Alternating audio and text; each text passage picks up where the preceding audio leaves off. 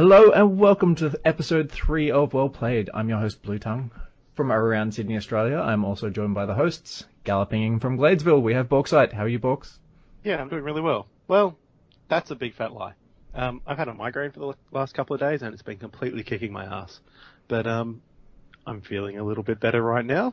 So I'm ready for this. Let's go with that. Cool. Excellent. We have a new host with us today, humming in from the hills. We have Harrow. How are you doing, Harrow? Well, I'm not going to whinge like Bauxite. I actually feel pretty good. I was at Sydney Comic Con on the weekend. Got to listen to the guy from Stargate Atlantis, whose name escapes me. Hang on. David Hewlett. He was pretty good. Also, I was able to pick up some old Batman trade paperbacks, which I was happy about. What about you, Bluetongue? How are you doing? I am doing well. I've recovered from all my physical debilitating pain that I was suffering after spending a week working on a retaining wall at the back of my house. That's exhausting work. I'm really glad I don't actually do manual work for a living. I full respect for those of our listeners who actually do that stuff, because my goodness, it kills your body. So, Harrow, this is your first time on this podcast, so welcome. One thing you might not have noticed about how we do introductions is that Bluetongue and I like to whine about how hard our first world lives are. So, maybe work on that next time. So I should have a first world problem prepared for next episode? Yeah. Or if you could be going through some sort of debilitating pain, that'd be great. Oh, okay. I'll put it on the list. As opposed to just being a debilitating pain. If not, we can break your legs for you. So tell me more about Comic-Con. You got to see, now, that actor, his name Daniel, what was it? Radcliffe. Was it Harry Potter? Yeah. No, Dr. Rodney McKay. Rodney McKay. That's okay. Yeah. So those are the listeners who don't know who he plays. Yeah, Dr. McKay from Stargate, and he's also in some other bits and pieces, stuff like Cube. If you've not seen that, that's a great little indie film. Can you guys think of anything else off the top of your head? He made a joke about some indie movie he was in called, I think it's Dog's Breakfast, and he asked the audience who's seen it, and then when people put their hands up, he accused them of being liars, thieves, and pirates because it was never released in Australia. So it's a trick question if he ever asks you that and you're from Australia. Oh, yeah, interesting. Yeah. Wow, something else that Australia didn't get. Fantastic. I love it when they don't give us stuff like movies and things in a timely fashion. Screw you, Gabe Newell. He was actually also in Rise of the Planet of the Apes. So. Oh, he was too, yeah. Oh, cool. Very good. He's in Star Trek as well, isn't he? No. Really? Well, not according to IMDb. Oh, okay. I'm probably getting him mixed up with the Doctor, as in the holographic Doctor. That guy was White Woolsey. And he was in Stargate, that's what I'm doing. Yeah. Okay. Yep. Don't listen to him. Yeah, he was that annoying bureaucrat. Yeah. Who actually comes good. Less annoying. Yep. And in some ways, isn't that the most we can all hope for? So this was the Sydney Comic Con, is that correct? Correct. And you got to see him. Did you see Richard Dean Anderson when he was there? I sat in for Mr. Dean Anderson's panel, which was interesting. Yep.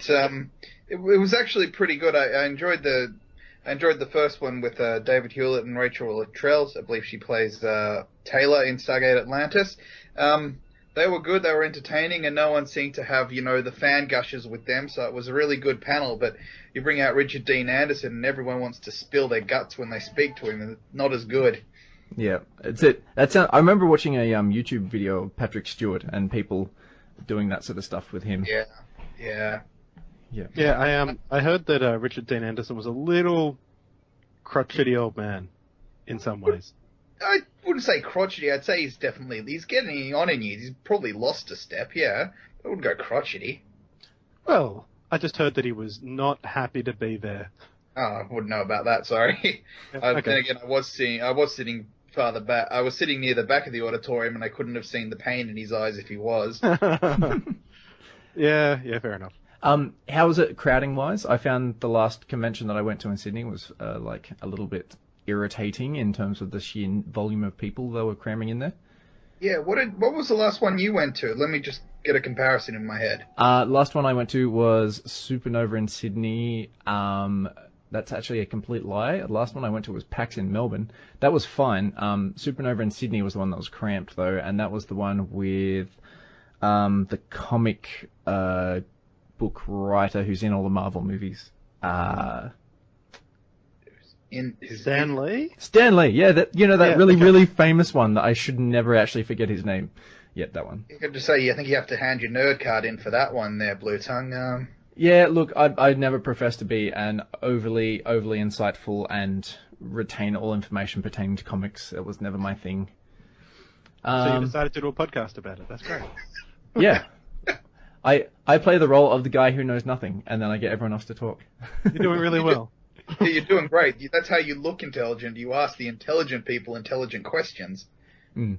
Yeah, you need to work on that part. Shh, don't give away my secrets. All right. So, yeah, was there any other highlights of the actual Comic-Con? Like, was there any other events, or was there any tournaments, or was there... What about from a computering perspective? Is there anything going on there? Lots of computer gaming happening around the place. I had my Nintendo 3DS with me, got lots of friend passes, so a lot of people had the DSs. Honestly, I wasn't there for the computer games. They didn't make too much note of it. If you two talk amongst yourselves for a minute, see if I can pull up the map and I can tell you just how much area was devoted to computer games. Hang on. Sure. So, Bluetongue, have you done any interesting things ever? Why, yes, I have Bauxite. That sounds interesting. Yep. Oh no, I just thought of something interesting to talk about. Did you... This is not going to work at all. I'm like, let's talk about something completely different.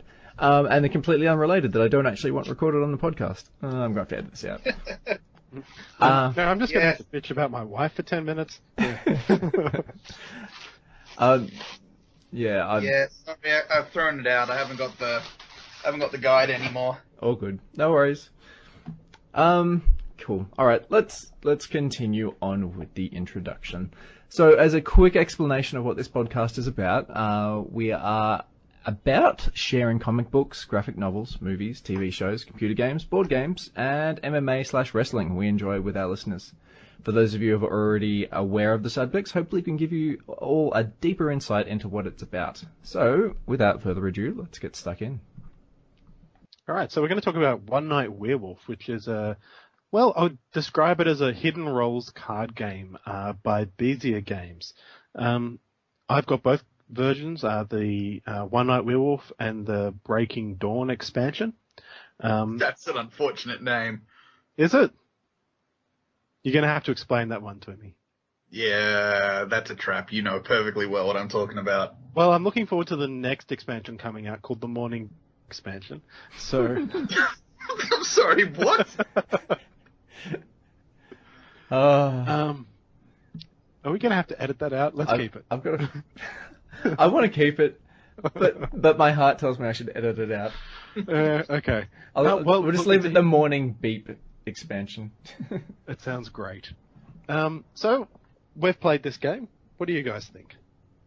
I really enjoyed it, to be honest. I had a great time. It may have also got to do with the fact that I had some good company on the evening, so we played it with our other regular host, Cam, and we also played it with yourself, Bauxite, and my brother, my wife, and your wife. And I really enjoyed it, despite myself and usually hating that sort of computer game. I say computer game. I mean a board game.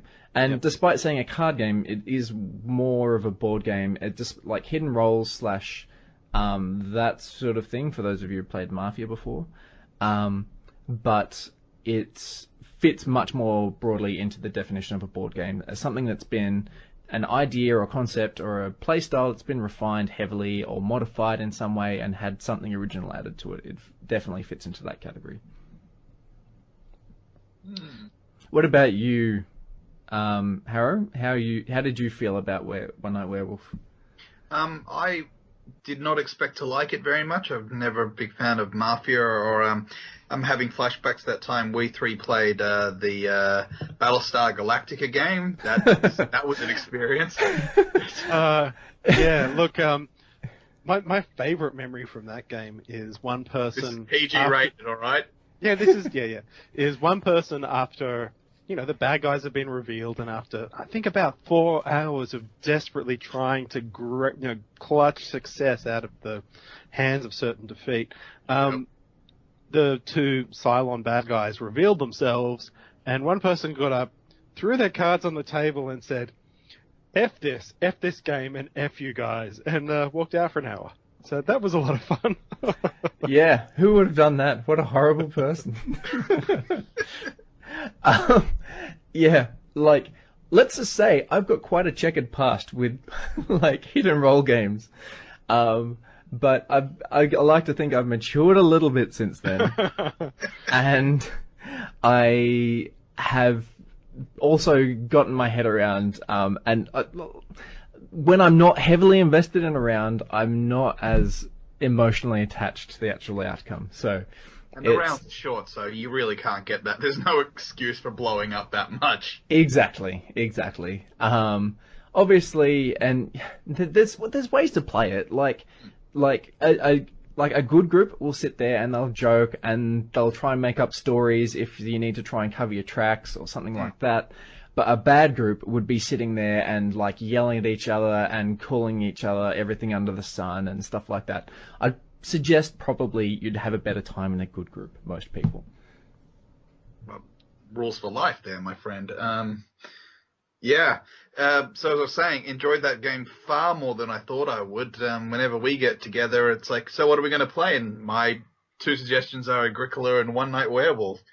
Yeah, I enjoy it that much. Yeah, I'm never going to play Agricola with you, Harrow. I'm sorry. Well, a certain friend of ours is going to make you play it, so I'm looking forward to the groan coming out of you. Yeah, okay. All right. All the cards, Bauxite. We'll be using all of the cards. Can I just like put Tabasco sauce in my eyes instead or something? No, sorry.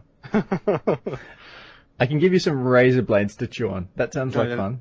That sounds a lot better, yeah. Look, so as comparing it to other hidden roles social deduction games, Resistance comes to mind, and Resistance tends to play for about, I'd probably say 20 minutes, half an hour in a round, if you go quickly. It can go a lot longer, and one of the problems with that game is that if you get into a good logical argument, inverted commas around good, it can go on for an hour or so with just a real impasse with people in sort of analysis paralysis and unable to make a decision. So, but okay. Werewolf, you've got a 5-minute timer. The round is done in the 2 minutes it takes for people to do their night actions, and then the 5 minutes it takes to slowly reveal information and argue about who the bad guy is. What I really enjoyed was when we kept on getting the actual characters we were using wrong, and we'd go all the way through the night section and then realize that there was unnecessary or too few characters, or you'd left out one of the people's, like one of the players' actual cards. That was fun. Yeah, that's something you need to keep an eye on. So if you're a bit tired, maybe you shouldn't have the control of that. So there's an app that you can get on iPhone and Android, and probably Windows Phone. I don't know. Oh, you can't. I've checked. Oh, really? It's almost as if Windows Phone isn't very good, Harrow. All popular. Yay. Sorry to Windows Phone users. Yeah, Harry, you're the only person I know that has a Windows Phone. Look, I'm just going to sit here comfortably without my device that tracks my every move and just think about all the stuff the NSA is learning about you. You've got a Windows Phone, dude. They're tracking everything. But you understand. It's a Windows phone. I don't use it for very much. It's Microsoft. Okay. They're not evil and awful, are they? Well, I don't know. Bill Gates is a pretty stand-up guy. Cool. But there's an app that will guide you through all the steps that need to be done. So everyone's got their own role with their own superpower or night action. where you get to do a thing, which is maybe swap the roles of other players, or look at another player's role, or do something complicated that mixes it up, gives you a bit more information, or gives you some deniability about how evil you really are. So the app will say, everyone close your eyes, and it will step through the roles you've selected one by one. You can modify the voices and how long you get to do each of those roles, and yeah, it's very customizable. It's pretty good. One thing that I just sprung to mind for those of you who are going to go out and buy this game, make sure you do something to protect the cards. Because as soon as the cards become marked or bent or like misshapen in any way, means that you're going to have more information, and you can, if you own the game especially, you'll be able to like just recognize the cards by just looking at them. So it's usually a good idea to like sleeve them. Yeah, I've done that now. Yeah. To my copy. The two cards that get used the most are the werewolf cards. Mine are just trashed. So I've sleeved all my cards. Yeah. So, Yeah. And it would have been better to do when it's brand new, because that means that there's not any existing markings on it, but after it gets sleeved. But, yeah. If it's a solid coloured sleeve on the back, it doesn't really matter. But yeah. Yeah. it would be nice to have the werewolf logo in the back of the card, because the art is quite nice, rather than just a plain block colour design, which is what I've got now. So, Yep. because of the opaque sleeves. So yeah. But I think one of our other friends has a copy, and in his copy too, the two werewolf cards have just become trashed. So, and that's to a certain extent getting the cards shuffled, people being a little bit careless with them, and it is an exciting, emotional game sometimes. So people tend to do things like pick up their card and throw them at people. So I've seen that a couple of times. So Cool. That makes me feel less bad. At least I didn't throw my cards at anyone. no, you just thought, yeah. Yeah. All right. So, in terms of how many rounds we've played, I think we went through about, I don't know, I'm guessing about 10 to 15 rounds when we played it in one night. Yep. Yeah. Overall, I think I've probably played more than 100 easily. Yeah. Yep. And how do you still feel strongly about this game? Do you feel like it's something to break out every time that you have a semi-decent group of people? Yeah, I would say it plays best with 5 to 7 players. Best with 5 or 7. 6 is okay, but anything less than that, it tends to become a little bit too easy to just logic out the problem. And anything more than that, it does become too hard to see who's like... Yeah. But I think the sweet spot's either 5 or 7. Yeah. Yep. What do you think, Harrow? I agree. Bauxite, didn't we once play with 9? Yeah, that went okay. Yeah. The problem is that it was really hard to actually physically reach across the table because there were so many people. Yeah. It helps to have everyone in a roughly close proximity around the table when you're actually playing this game. That way, especially the shorter people need to be able to reach across the table to move cards and stuff like that. And it becomes quite difficult for them if they are too far away. Yeah, just because Bluetongue and I are both married to women with stumpy arms, and having them on the end of the table wasn't fantastic for them. Yep. Often their neighbours would get switched, strangely enough. Yeah. Yeah, so there's a role... I'd love to be there when Bluetongue's wife would try and pull a fast one. Yeah, I was a troublemaker. I totally swapped the cards at the opposite end of the table. Totally. Yeah, so the troublemaker's an interesting role, because you can get 2 lots of information out of it. So the troublemaker says, at night, when everyone's got their eyes closed, swap 2 other players' cards with each other without looking at them, which is fine. So I can say swap Bluetongue and Harrow with no problem, and then during the daytime, I can actually claim to have swapped Kate and Jeff, for instance, who are very close friends of ours. Now, the good thing is that Kate and Jeff, if Kate was a werewolf, I've swapped her card with Jeff now, and Jeff can go, crap, while Kate says, oh, I was totally a werewolf, and now Jeff's the werewolf, sucked in Jeff. But, so I can squeeze that information out of them when I've actually swapped other people.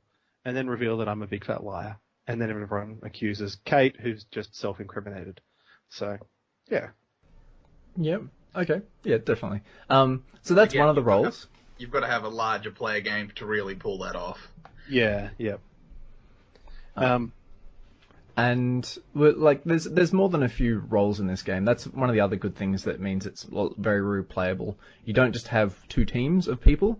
You've got anywhere, like, there can be up to 3 teams of people, I believe. There's one particular role, which is it's a team on its own. Is that the Tanner? Is that right? Yeah, Yep. So the Tanner is on his own team, and their goal is to get voted to be killed.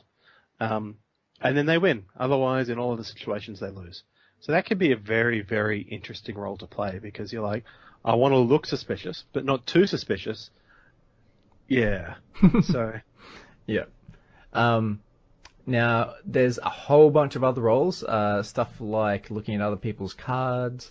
There is mixing up cards, like you'll have more cards than what you need for players, and there'll be a little pool in the middle, and you swap cards out with that and that sort of thing.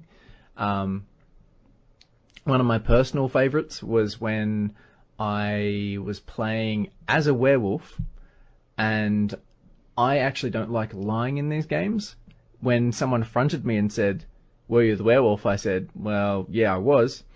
It turned out I'd also been switched with someone, and that meant that that person was a werewolf and they were completely screwed. That was hilarious. Yeah. We've got another friend who's... Oh, do you want to tell a story about Nick, Harrow? I was going to say, whenever I get stuck as the werewolf, my default line is, "Oh, look, I was the werewolf. I was the only werewolf," because when you're the only one, you can look at a card in the middle, and then you, "Yep, I was the only werewolf. I saw this card," and it just take a rough guess. And then, so if anyone's moved me, that's when it is. That's the werewolf now. And then, yeah, I've done it too many times, but the first couple of times, as soon as I did that, everyone's like, "Oh, well," told the truth instantly about where their cards were all shuffled around, and then my cohort was then able to figure out who we should be voting for. It was pretty good. Okay. Underhanded tactics. Go for it. Well, there's a lot of layers, and I think this has a lot of replayability. Yeah. You can mix up different combinations of roles, and I mean, we've played this pretty much every Friday night for like the last 3 months. I don't think that long, but it's been a while. It's been since June, dude. Really? Yeah. That's 3 months ago. Cool. Yeah. I would totally agree. Like, just sheer numeracy of the actual number of cards and like the options that you have and like different combinations. And it's not to say that like your generic basic game won't be still enjoyable as well. I like the other good thing about this is the fact that everyone can participate. There doesn't have to be like an adjudicator or someone who hands out the cards or anything like that. When it's managed by the phone, then you don't need to worry about that stuff. Mm. And that's the big benefit over Ultimate Werewolf, which was the game this was based off.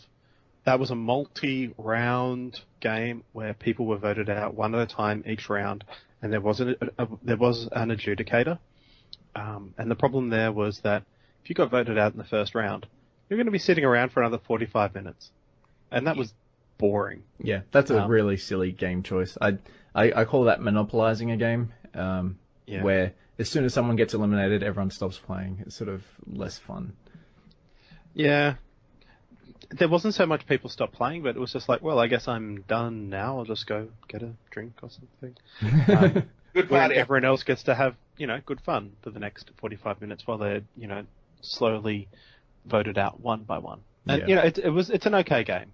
And, I've seen it work great in youth groups and that sort of thing. But I think this is a much better version.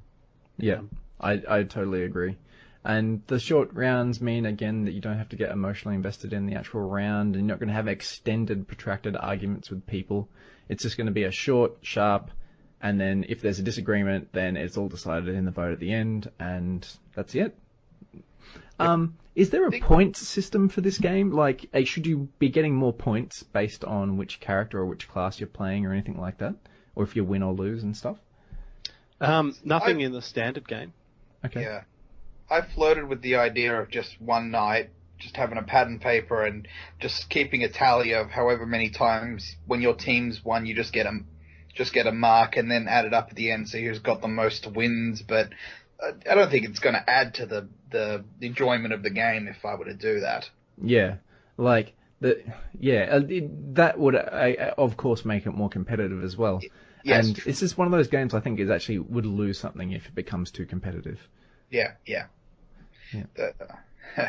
Just going through the show notes, talking about highlights and lowlights. I will say that a lowlight in a 5-player game, if you're a werewolf and then the other 3 people have used their night actions, they don't plan it, just purely by coincidence. 2 or 3 of them look at you.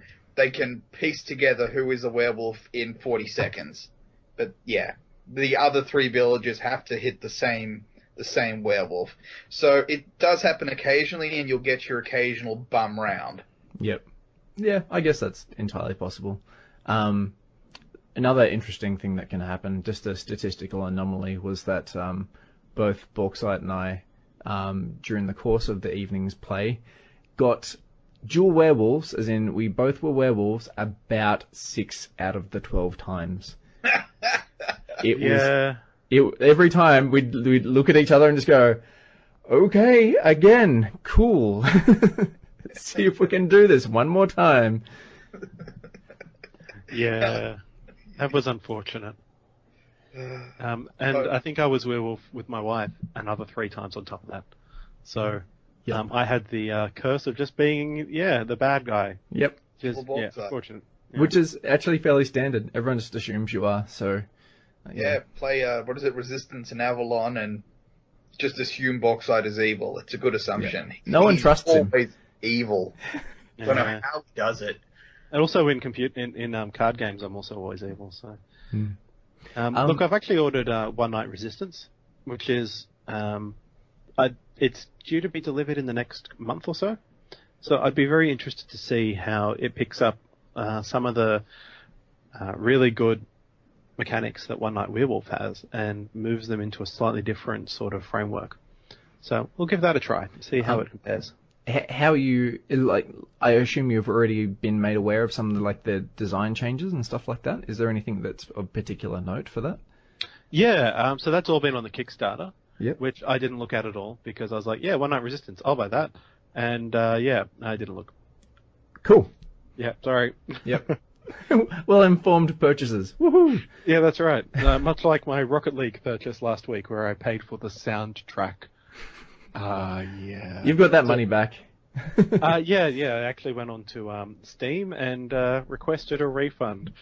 So I was like, look, Rocket League is fine, but I think I've milked all the goodness out of it, and I'm not going to have... it's not something I'm going to keep playing. Yeah. So I got $25 back. I held on to my copy. I think it was a worthwhile investment. That said, I think my MMR has gone up to the point where I am now playing against those insane people who fly up into the air and bounce the ball off the wall 3 times and then into the goal and stuff. It's depressing. It's a very, very steep learning curve. Have you ever played Rocket League, Harrow? No, no. Okay. A lot of people I work with have raved about it, but no, never played it. Okay. Yeah, you can listen to last week's episode and get all the information about it you need. So, now, there's one character card in the game called the Paranormal Investigator. What exactly does that do? Bauxite, you want to cover this? Yeah, so the Paranormal Investigator gets to look at other players' cards. So they can look at... It's an option, so they can look at no other players' cards, or 1 other player's card, or 2 other players' cards. Now, the benefit there is that they get more and more information the more they look, but the trick is if they see the Tanner or a werewolf, they become an additional Tanner or werewolf, which is a bit of a penalty to them, I guess, because typically the werewolf or the Tanner has a slightly lower chance of winning unless they're really well played. So you've got an interesting choice about whether you want to look and get as much information as possible or push your luck, and that's an interesting and good choice. What happens if you get both the Tanner and the Werewolf? Well, the second you look at one of them, you have to stop looking. Ah, okay, sure. Yeah. Yeah, you've got some interesting opinions about this, Harrow. Yeah, my problem with it is, well, this game is easy to cheat, and you can just pretend to have your eyes closed if you're going to be a lying, cheaty jerk face. But this one, Paranormal Investigator, is really easy to cheat, and the temptation is going to be there the entire time. My thought on it is, I mean, for our listeners, I'm sure you've already figured out how you. I'm sure you've already figured out how you could cheat with this. You would just say, werewolves, when you say, yeah, I totally looked at Werewolf A and saw that I was on the werewolf team too, I'm a winner. Or if the villager team wins, you could say, yeah, I totally looked at this guy and was lying when I said other stuff earlier, and I'm totally the winner. So, yeah, I think it's a broken role. Too easy to cheat with it. Maybe it's just a disincentive to play for points when there's the Paranormal Investigator involved. But it's just, unless it would just be, I don't know, if you could maybe, other roles you can lie, and you can lie about your role when playing normally, and you can get caught in a lie, and that's the fun of the game. In this one, it would be almost impossible to be caught in a lie. Yeah, sure. Now, as far as roles go, there's another role that we played with on Friday called the Drunk. And the role of the Drunk is basically they take their card when they figure out that they're the drunk. They swap their card with the one in the middle and they don't look at it. So they've got even less information than everyone else has about their actual identity. And my question to you guys is everyone playing as a drunk? No, because the mystics and the mystic wolf and seer, they're always going to have, even if they know they've been swapped, they can, it's a combination. If there's, say, a troublemaker or the village idiot, then yes, everyone's playing as a drunk. Yeah. Like, basically the experience that we had was there was so much movement of the cards at the start of the game that, like, it was nigh impossible to sort of untangle the web of who swapped who and who was actually who. And even if you looked at your card, you still definitely weren't 100% that that's what you were. So it was really, really difficult to actually clearly establish what was going on if you play with too many of those swapping roles. Like, regardless of who you thought you were, you'll then be playing on a completely different team accidentally, and you'll accidentally win or you accidentally lose. That's the best. That's the best game to win despite incompetence. Those are the best rounds. Yep. Yeah, look, I think if you have a good balance between people who gather information and people who cause mischief, I think there is a benefit to playing with people who the right balance of roles. But you can have still a lot of fun with absolute chaos happening as well. It's always, we had this on Friday night, was it? I went to bed drunk and woke up drunk. I put my card in the middle because I think drunk goes early. Then the witch moved it to another player. Then the troublemaker moved it back to me. So yeah, best drunk ever. Yeah, that was interesting. It was like, okay, right. Well, there you go. There was one game we played where I went to bed as the Insomniac, and the Insomniac's ability is to look at the role after all of the chaos has happened that they have, and to see whether they, anything had changed. So I went to bed as the Insomniac, and I woke up as the Insomniac, and I was like, oh, well, that's easy. And then everyone started saying, oh, look, I swapped your role. I was the robber. I stole your role. I was the troublemaker. And I'm like, no, you guys are all lying. No one touched my card. And it just turned out that everyone had just undone everything else everyone else had done. Whoops. Either one person is lying or everyone's lying, and both parties are totally convinced they're telling the truth. That's, yeah. Beautiful. Sounds like a great round. Yeah, good times. So, Bauxite, how much does this retail for? I think it's about $15 for the base game and another 15 for the expansion. Yeah. So for $30, there's a lot of game in that box. Yeah. Like I've definitely got my money's worth. Oh, yeah. Yeah, I feel like it's definitely something I should invest in at some point, just to make it. It's good numerically. Like, is there a maximum number of players that you can actually play with? I think it's about 10. That's still but a I think really you could huge number. Yeah, I would say the game is broken about that level, but yeah. Yeah. Cool. All right. So, yeah, One Night Werewolf, check it out. There is a lot of value out of that box, and it is also a lot of fun. Probably avoid it if you're into like really heavily invested tactical strategic games and stuff like that. It might not be up your alley, but if there's just a bit of communication and everyone's fairly lighthearted for the actual evening, it can still be perfectly enjoyable. Excellent. All right, so moving on. Now, I don't know if you guys read the papers regularly. I assume you do. That was very old school, wasn't it? Papers. Yes, I also browsed the website for the Sydney Morning Herald. Yeah, I get most of my media on microfiche. Yes, I was in the library the other day, and I was looking through some microfilm. It was very... No, Then I heard upon the wireless that...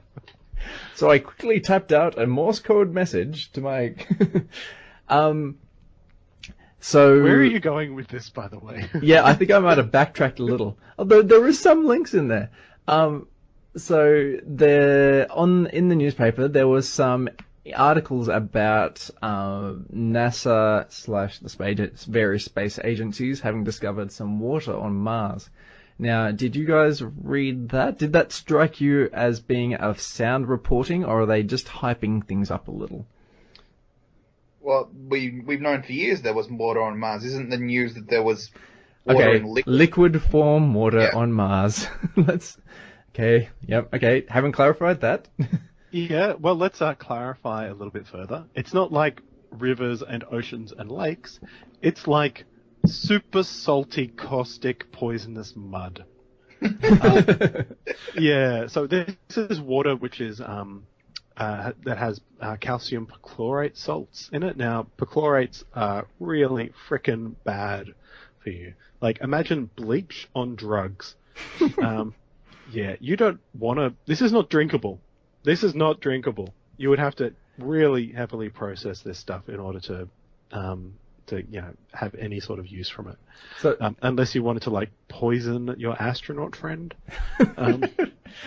But yeah, look, it's still a huge find. In fact, the only reason the water is there is because of the perchlorates, because they basically drastically lower the boiling point.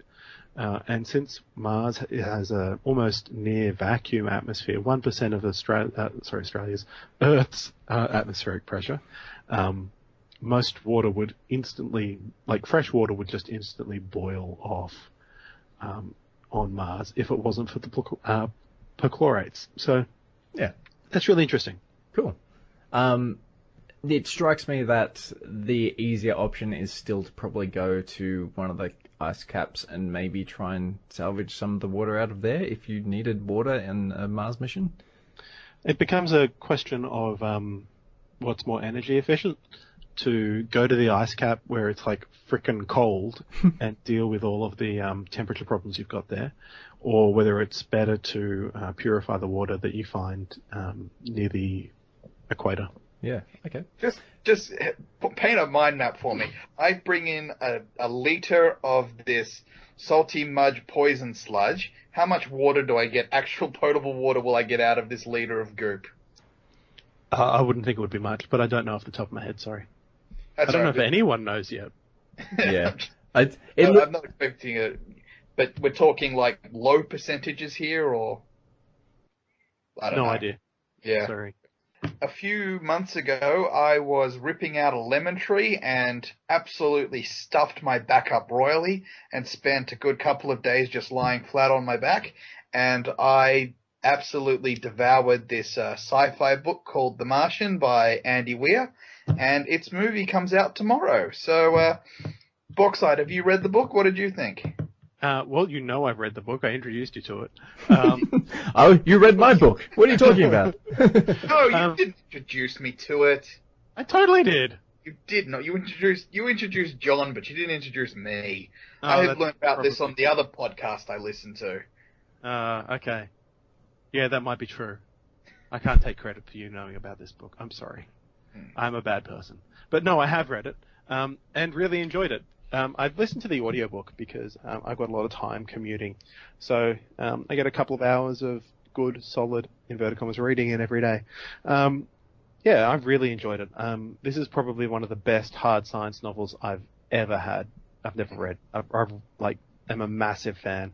I'm super excited about the movie. I can't wait to see it. I've got tickets already. So, in fact, do you guys want to see it with me? We'll talk after the show. I wouldn't mind coming. Yeah, cool. Yeah. Sorry, Bluetongue and I are actually going to the midnight release. Didn't you get the message? Oh, I'm sorry. No, I didn't.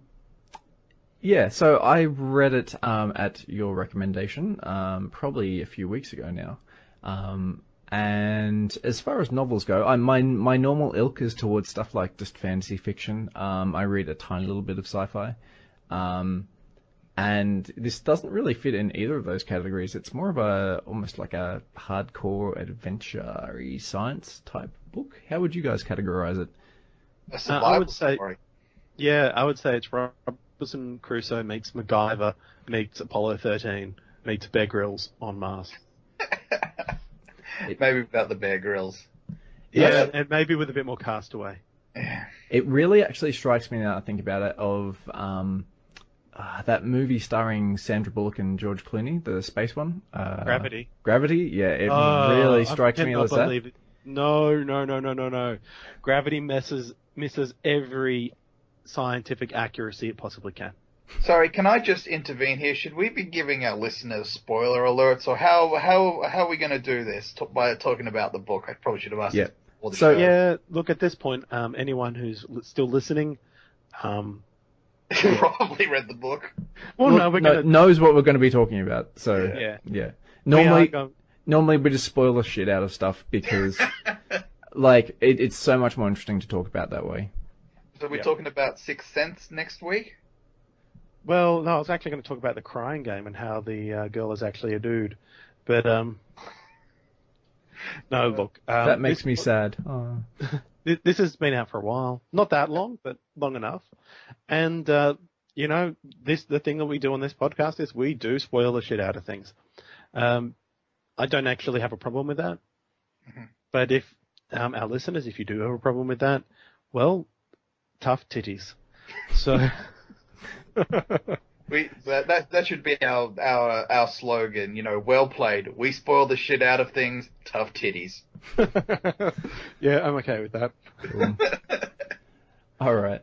So, as far as the actual novel goes, how do you feel about the actual authorship of it? Is it a solid actual writing style? Is it sound in its entertainment value, let's say?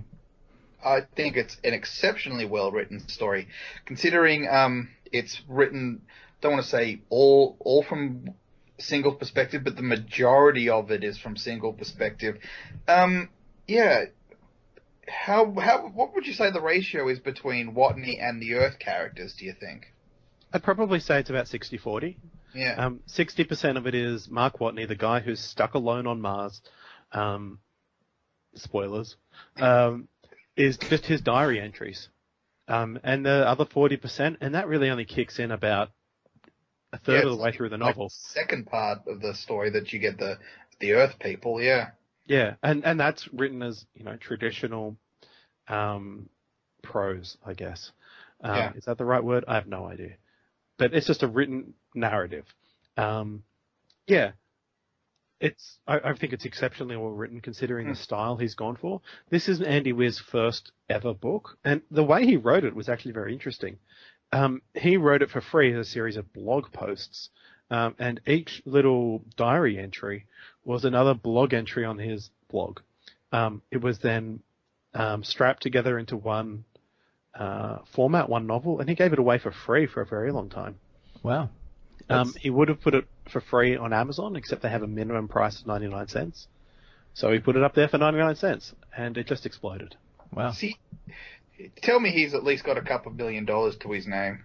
Oh, he's probably rolling in it now, I'd imagine. Yeah. There would have been a Hollywood deal for sure. And Yep. It's a movie. And he's also established his name convincingly, so that's really impressive. I'm glad that someone who's done something like that in that means has turned out well for them. Yeah, to answer what you were saying about being well written, I'm like you. I read a lot of fantasy and I also read a lot of sci-fi, and stuff I don't like in my books is when it's when it's a story from just the one perspective. I like it when they jump around characters, you get multiple points of view, multiple ways of thinking about things. So I generally don't like just the single perspective stuff. But I loved Watney's perspective. It was when he was switching to the normal writing style. That's when it was even, I don't want to say slow, but I didn't find it as interesting. It was just Watney's point of view. That was what kept me glued to the book. Yeah, I totally agree with that. I really enjoyed his sense of humor, his sort of wry wit and stuff like that, which made it thoroughly enjoyable. All the Earth characters I felt were just, I don't know. Watney really, really sort of steals the show as far as the actual interesting content for the book goes. I think that's the point, though. We know how bureaucracy and stuff gets done on Earth. We're supposed to be more interested in the Martian side. Yeah. Yeah. So one thing I've heard said about the book a lot is that as a reader, you're joining all the people on Earth watching Mark Watney's journey. And, you're just another Earth character as far as the book goes. You're watching it happen. You're powerless to help because in the same way that the people on Earth in the story are so far away from Mars and don't have any way to get to him, you just have to sit and watch the story unfold. Yeah. The interesting thing I thought about it was that what am I trying to say? The actual science behind it as well. Some people might get turned off by the whole, hey, A, it's set in space, and B, there's like a lot of science that goes into the actual writing. And speaking as someone who's done year 10 chemistry, I found it just as easy to follow. And with all of about, 30 seconds worth of research on the web, you'd probably have just as much an understanding as anyone else out there, layman-wise, for the kind of things that he covers in the book. But Bauxite, did you feel like there was any other perhaps scientific errors that sort of took place in the actual book or in the actual telling of the story? Yeah, look, 99% of the stuff is dead on. He's done an excellent job. And, unlike movies like, say, that Sandra Bullock, George Clooney movie, what's it called, Gravity? Oh, yeah, that was terrible. I really enjoyed it. Look, it was a wonderful story, but it got all the physics wrong. Did it get the physics wrong. What? I just point my rocket at things and I fly straight there. I don't see the problem at all. Yeah. Are we talking about Seven Eves? No. No, Gravity. Gravity. Seven Eves was pretty good as well, actually, as a complete side note. Interstellar is another movie where it is actually probably a step above Gravity. The science fiction is plausible. In The Martian, there are very, very few things that are beyond our capability. One of the things that the author's taken a bit of poetic license with is the suits. Those sort of those vacuum spacesuits are really bulky as hell. They're hard to put on alone, and they're hard to move around in. He took a bit of license with that, so because it served the story. Another thing is that in the opening scene, and this is not much of a spoiler because it happens in like the first chapter, There's a big sandstorm on Mars, which means all of Mark Watt and his friends need to leave, and leaving him there alone. Now, that's very good from a drama point of view, but the fact that Mars's atmosphere is 1% of Earth's, it's just not going to happen. A 300-kilometre-hour wind on Mars is going to be like a 3-kilometre-hour wind on Earth. So it's just going to be like the gentlest breeze. It's not going to happen. Now, the author has actually said, he's admitted that he did it for dramatic purposes. So I'm happy to give him a pass on that. Apart from that, it's almost entirely dead on. What about when he was burning the hydrazine? Oh, yeah, look, someone had done a thermal mass balance on that, and they'd realised that if he had actually done that in the size habitat he had, he would have got up to a temperature of about 400 degrees. So that's unfortunate. Given the fact that it's negative 60 degrees Celsius on Mars, he probably could have rigged up something to bleed off that extra heat. Yeah. It wasn't an insurmountable challenge for him. And, he didn't actually ever deal with the fact that most of the soil on Mars is filled with toxic, corrosive perchlorates. But, it didn't serve the story. But for the most part, it was incredibly well researched, down to the NASA protocols, down to how long it's going to take to get from point A to point B in space, how much fuel and energy you need to do that, how the chemistry works, how the physics works, even the biology works. He's got almost everything absolutely nailed. There's a couple of minor oversights, but for the most part, I think he's done an incredibly good job. Yeah. It'd be interesting to see how that translates to the movie, honestly. I'm really looking forward to seeing whether that level of accuracy has been retained. Just as a point of recollection, I think I remember watching a documentary on those guys in those zero-G gravity suits that you were talking about. And the spacewalks, obviously, they can drag on, but they don't go for usually beyond like 24 hours or something like that. And as I recall, they also have to wear diapers, adult diapers, while they're doing it. So, yeah. There's no adult diapers in the novel. You'll be pleased to hear. Oh. Even so, he still has to... They make the joke about that right at the end when they cut him out of his spacesuit. Like, holy God, take a shower. Yeah. He also does have to poop in a box a few times or something in order to retain nutrients for things. Yeah. That's amusing. Yeah. It was pretty good. Yep. Now, hard sci-fi or soft sci-fi? So is this novel something that you would classify as being traditional sci-fi? I would personally... Why am I answering my own question? Because I wrote it.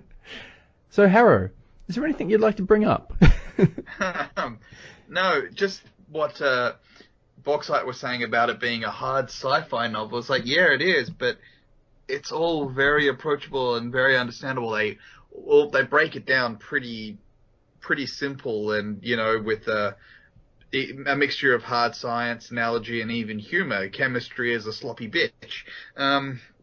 Yeah, I struggle to classify it as it being hard sci-fi or soft sci-fi.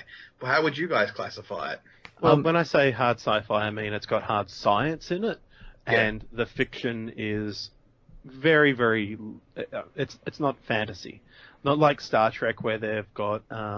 like magical laser beams and teleporters that transport you across galaxies. Yeah. Exactly. Yeah. There's nothing in this book that is beyond our technical reach. So therefore, which comes back to all the science in there is easily explainable, easily understandable, all within our reach. So is that soft sci-fi as opposed to what you were saying Star Trek is? Okay. How the devil do you do that? Oh, Yeah. okay. I'd say it's hard science, soft fiction. Okay. interesting way of describing it. So the point I'm trying to make is, if you're not a sci-fi fan, don't be scared off by this book or book and movie. The book does I can't speak for the movie, but the book does an excellent job of bringing the hard science down to a level you can understand. Yeah. And I'm pretty sure the movie's going to do an even better job, just in terms of just visualizing things and dumbing things down. I hope they don't take too many shortcuts with some of the explanations and that sort of thing, because some of the things have been refined really well in the book, I feel.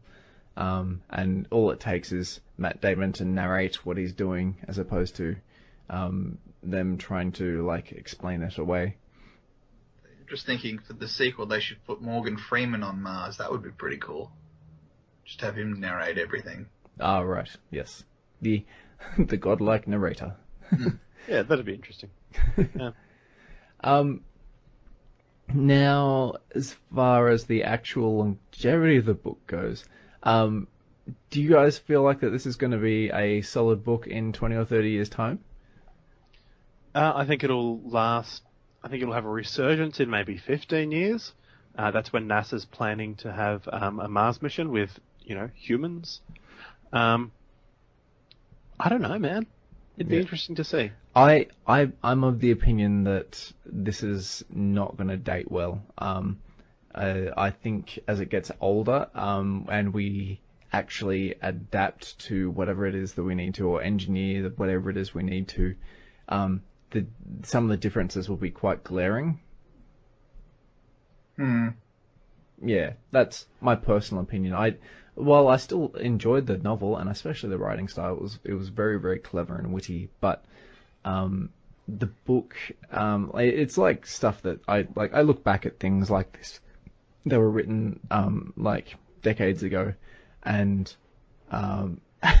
as a really poor example, I've got I watched half of Double Team the other day with Jean-Claude Van Damme and the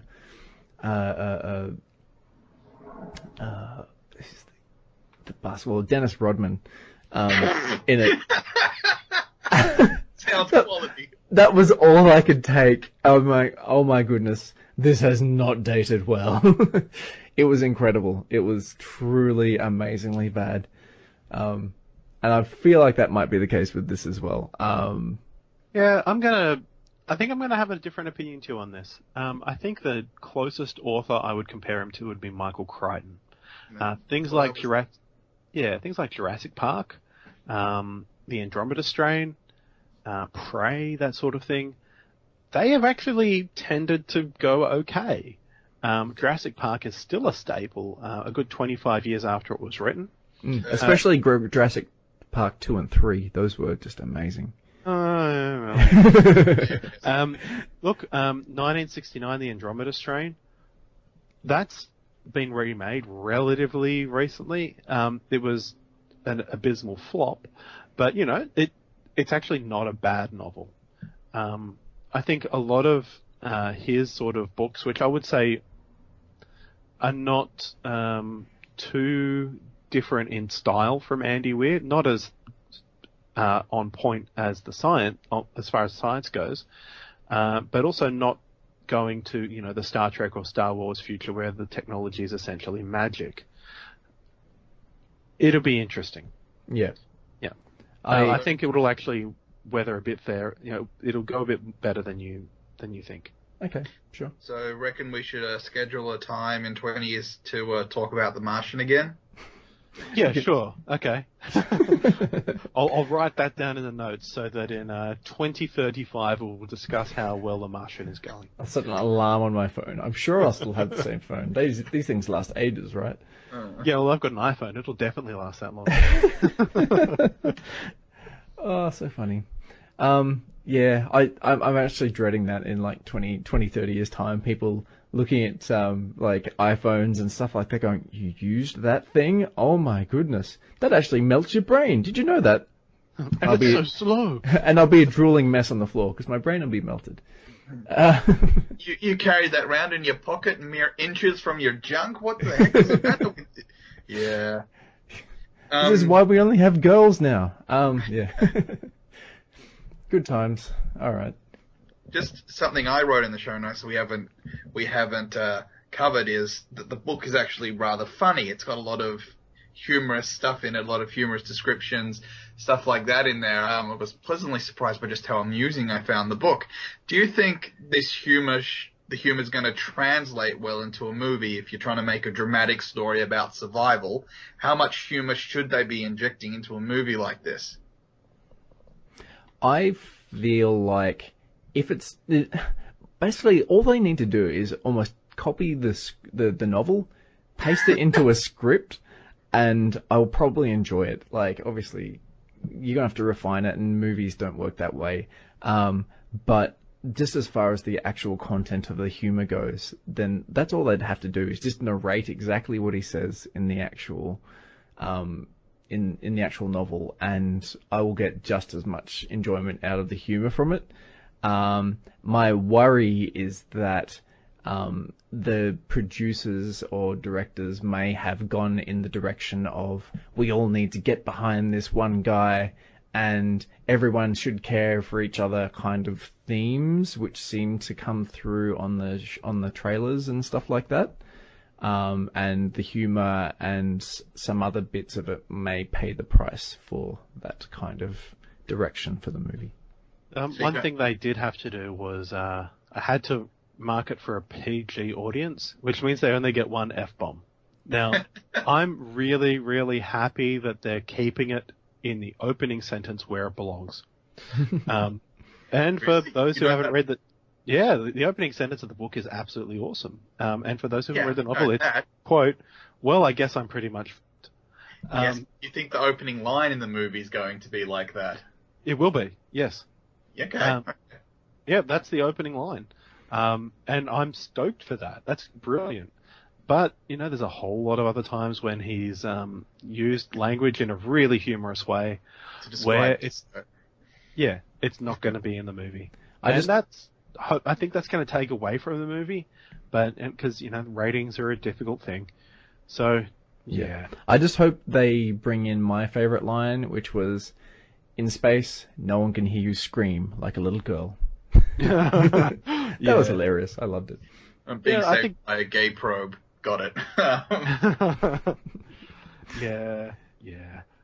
There's a lot, and I don't know whether something like that would get knocked out of the movie because of political correctness. Yeah. There's a couple of times where he does the ASCII art for boobies, which was hilarious. And I don't know that would necessarily translate well to being on screen. It didn't translate well to the audiobook. Oh, yeah. Bracket. Space.